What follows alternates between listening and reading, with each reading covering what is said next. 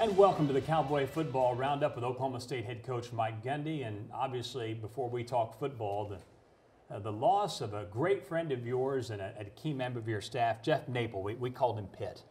It's been a very difficult 2 months for all of us. I tell you the thing that I'll remember from him, all the years that he was here, but we get back from Central Michigan, he's really sick. Yeah. And he worked from 1 to 4:30 in the morning, and Bonnie was pushing him on a chair down the hallway because he was too weak to work, but he wanted to make sure that we had the video for the next morning. And he's always been committed to Oklahoma State and to the athletic department. And I said this in the paper, and I did it respectfully to the family, that the first time that there was a tear in his eye is when he realized he couldn't work for Oklahoma State anymore, that he had become a cancer patient, that he couldn't come to work where the place that he loved to be, and he was so dedicated to. But we're lucky that we've crossed paths. People that have been around Jeff over the last 20 years or 30 years here are very lucky. We pass people just a short time in our lives that can really affect us. And with his family and his son and Nick, that it was a great time, and we'll never be able to replace him. But you know, if it was up to him, he'd want somebody in there the next day. You know, that's just the way he was. So he'll be dearly missed, but he certainly had an effect on all of our lives.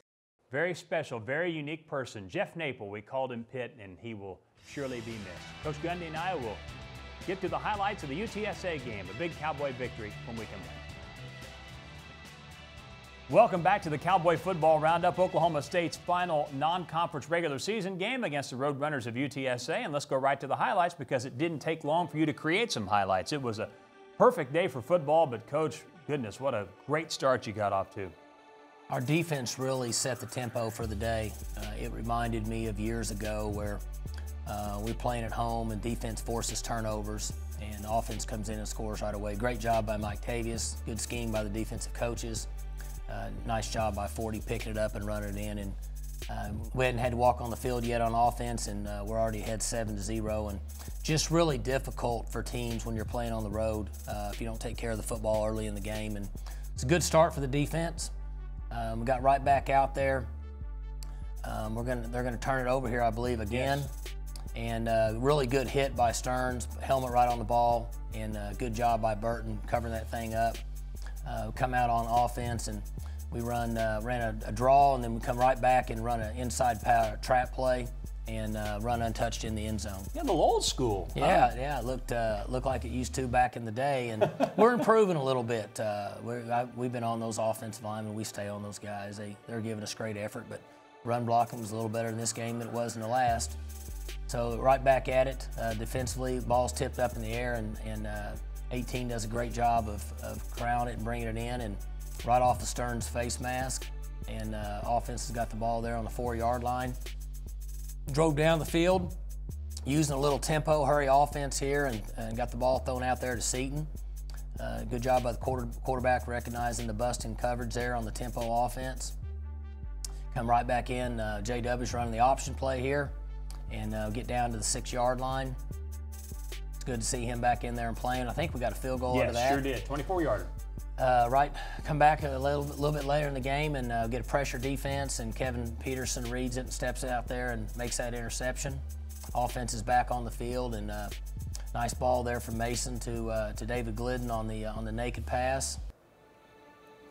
Ball down on the 11-yard line. We come right back and run the outside zone to Chris Carson, get some good tough yards, 5-yard gain there. And on 3rd down, came back in and run the zone play and get another touchdown. JW's in running the goal line offense. And you're off to the races up 24-0. And as you said, for a young team like UTSA, when you jumped on them like that obviously puts you in a tremendous position. Yeah, sure. And then, you know, run the draw there again to Chris Carson. A nice ball there from Rudolph to Hayes in the passing game. Come back and run another draw to Chris. Chris makes a nice cut there in the open space. And these are the 12- and 14-yard games that we talked about in preseason that we need to get. and then throwing the ball down the field. Good throw by Mason, bringing Shepard across the field, letting him go get the ball and use his body and get down there quick and throw a fade. Nice ball there to 81, Seals, and nice catch. Good execution in the tempo turbo offense. Rudolph was 17 of 23 passing in the game. How'd you feel he threw it this game compared to the first two? I think he's throwing the ball well. It seems like each week he's improving the areas that we're wanting him to. And if he continues to get better, he's got a long career ahead of him. Good job there on the pass rush by Ogba.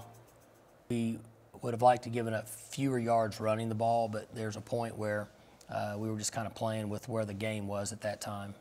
Coach Gundy and I look at the second half highlights when we come back.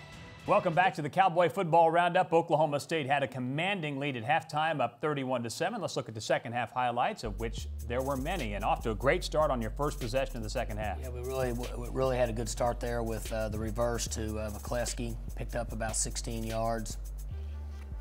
Started our tempo offense. Really nice play here by the quarterback, avoiding the rush and recognizing man coverage because of the all-out blitz and being able to put some air up there under the ball. Anytime there's man coverage like that, we know that our guy can see it and their guy can't. And defensive backs really at a disadvantage there. And so Glidden's able to come back and make that play and get the second half started off in the right way. Glidden with another touchdown catch, 3 catches for 67 yards in the game, and then the defense obviously just stuffing the run here, and any comeback attempt was too far down the road, obviously. Right, yeah. But put them in a situation where they were going to have to throw more than they wanted to, and as I had said, they were running some of that power read offense, and were able to run the ball for a few yards, but for the most part it wouldn't be able to come back. Another naked pass there. Rudolph hitting McCleskey, picked up another 14, 16 yards or so. What do you like about McCleskey? Well, he's fast. He seems to be a smart player. He's durable, tough, loves to play the game. I think he's going to be a good player around here for a number of years. Good job by being there. Another sack for him. Really, really good effort laying out, and when he got close to the quarterback. Rennie's coming in and getting some good tough yards for us. You know, Rennie's healthy and running hard. We don't have enough carries for our backs, but fortunately we're keeping them fresh. There's another throw there with Rudolph in a quick passing game. Another play pass here.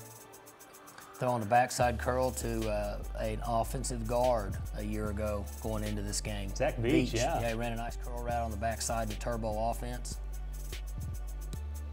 Another naked play here. J.W. Walsh finds McCleskey for another 12, 15 yards or so off the misdirection passing game.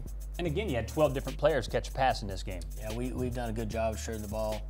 A really good ball here by J.W., and then a nice job of Aitman using his body, basketballing up the defensive back, going up, or actually stayed on the ground, used his body and made the play here on the replay. You'll see he stayed down low to the ground and bodied him up and was able to make the touchdown catch. What's the key to success on that play? Well, the throw, the ball's got to be up in the air quick, and it's got to be in a certain spot. And you want the receiver to look at the last second. Here's a kickoff's really good by Ben in this game, and a big hit by number 3 there. I just lost his name. Chris Hardeman. Chris Hardeman, yeah. And then Dawson Bassett with the recovery. And Bassett makes the recovery, and Hardeman did a nice job on. He filled in special teams for us and played a little defense, and has always been an eager player to get out there. Did a nice job for us there. Rennie running it in on the zone play for a touch. The thing was, even with the reserves out there on both sides of the ball, you're having success in the fourth quarter. Yeah, it's good to get everybody out there. We're able to play a lot of different players that contribute to our team. We talked about it on the radio afterwards. And Raymond Taylor right here breaking one. We're just really kind of trying to run the clock out and got it blocked up. And Raymond took off and ran away with it for a touchdown. And I hated that for Coach Coker at the end of the game, but I was happy for our players. And you hand the ball off, and you can't stop it, and so it was good for them to make some plays. And another turnover there. Derek Robertson picks it up and runs it in for a touch. And you get a little bit out of hand now, but again, when players are out there playing, you can't keep them from scoring. You got to let them play the game. When we come back, Allison Gappa tells the unique story of the journey of Cowboy defensive lineman Vincent Taylor. Stay with us.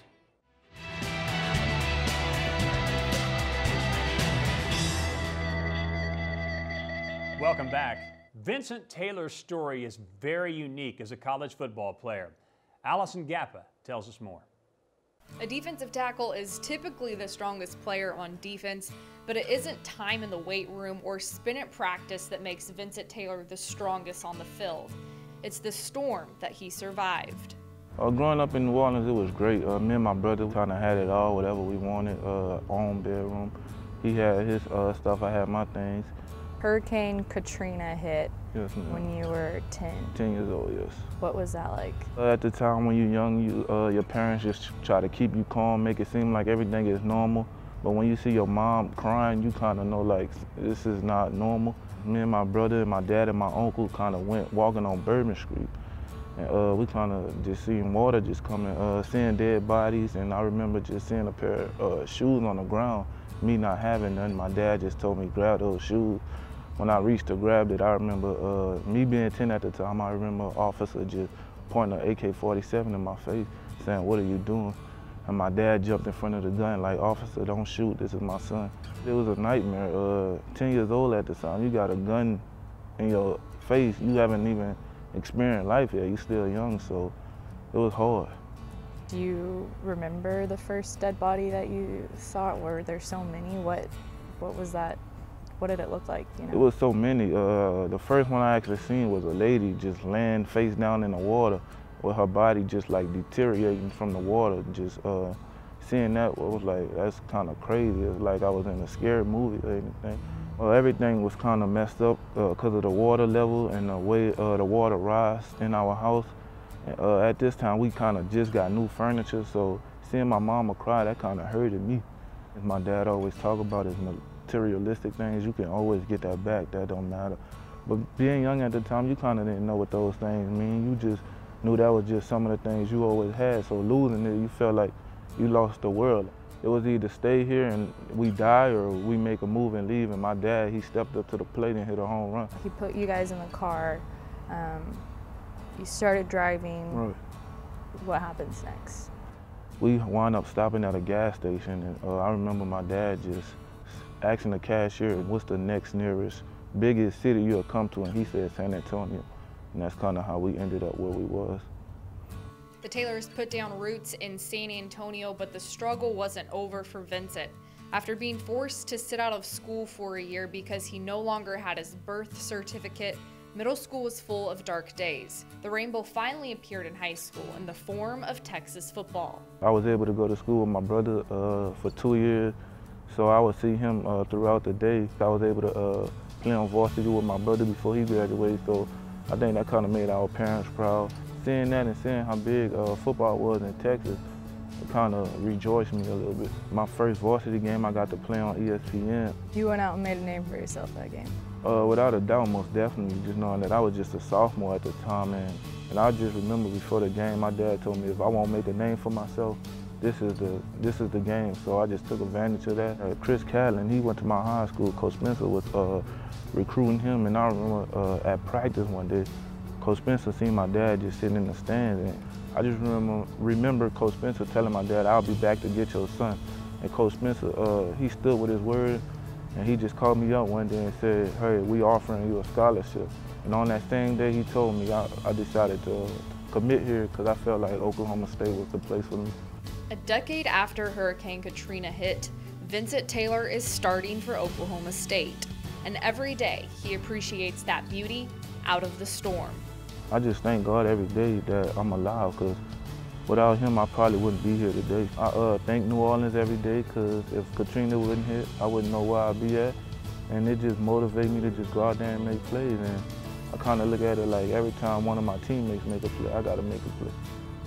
Sometimes you got to go through things to get where you want to be, and that's kind of one of the things I hear my coach say every day here out at practice. Sometimes you got to give up things to get where you want to be. So giving up all of my stuff that I left in New Orleans to start a new life and ended up here, that was kind of a thing that God put me through to get where I want to be. Welcome back to the Cowboy Football Roundup. Oklahoma State opens up Big 12 Conference play on the road at Texas this week. And first, just some general observations on what you've seen out of the Longhorns. Well, up to this point, They struggled a little bit on what direction they wanted to go quarterback-wise, and I think after the last game, in our opinion, from an outsider looking in, they've settled on a quarterback. He's very active. He throws the ball well. He can really, really run. So it'll be a little different approach for us defensively than what we've seen up to this point in the year, with an offense that has a lot of speed on the perimeter and a quarterback that's running it and throwing it. So we have to do a good job of containing him. They're improving, in our opinion, each week. Last week against Cal, they gave up like 3 really big plays. Mm-hmm. If you take those plays out and they put the average per play, they played decent against Cal, pretty good. But obviously they gave up some big plays. So it'll be a great week for us in practice. We need a great week, I should say, in order to go down and play well. Our team is healthy. I feel like we're fresh. They're excited about playing in the conference, and we've always enjoyed playing at Texas. Our players' family is close to there. They can come see the game, and so it's always a great day for us, and looking forward to a great week of practice and then traveling to Austin. So the Cowboys off to Austin, Texas for the Big 12 Conference opener, and certainly a huge game for both teams. For Coach Gundy, I'm Dave Hunziker. Thanks for watching. We'll see you next week.